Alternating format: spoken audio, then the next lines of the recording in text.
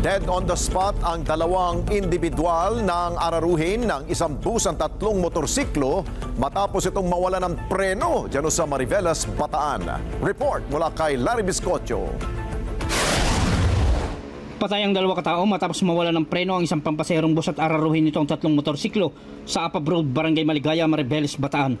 Kinilala ni Police Lieutenant Colonel Dennis Orbista, hepe ng Mariveles Police, ang dalawang nasawi na sina Alexander Dimapiles Jr. at Joel Ginto, kapwa residente ng bayan ng Mariveles. Kinilala naman ang driver ng bus na si Emiliano de Lara, 62 anyos, residente ng Orion, Bataan. Itong minibus, according sa driver, habang siya ay mag-change gear, ay nawalan ng gear yung kanyang sasakyan at napunta lang sa neutral. Nung ina-apply niya na yung brake, dahil pababa nga yung kanyang travel, ay nawalan siya na ng control sa brake.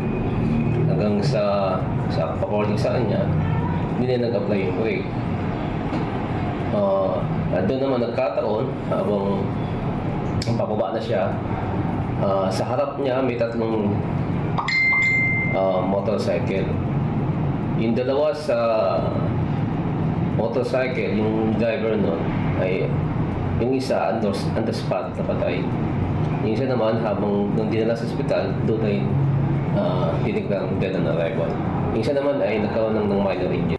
Bagamat tumanggi na humarap sa kamera ang driver ng bus, aminado naman ito na nawala ng preno ang kanyang minamanihong bus hanggang makaladkad nito ang driver at dalawang motorsiklo ng ilang metro matapos salpukin at pumailalim pa sa bus ang dalawang motorsiklo at sa lakas ng impact ay nagkawasak-wasak ang motorsiklo. Pahirapan naman sa mga tauhan ng Apab Fire Department ang paghugot sa dalawang motorsiklo na pumailalim sa bus. Patuloy naman ang paalala ng mga otoridad na tiyaking nasa kondisyon ang sasakyan bago bumiyahe para makaiwas sa disgrasya at abala. Larry Biscotio para sa Mata ng Agila, matatag, matapang, matapat.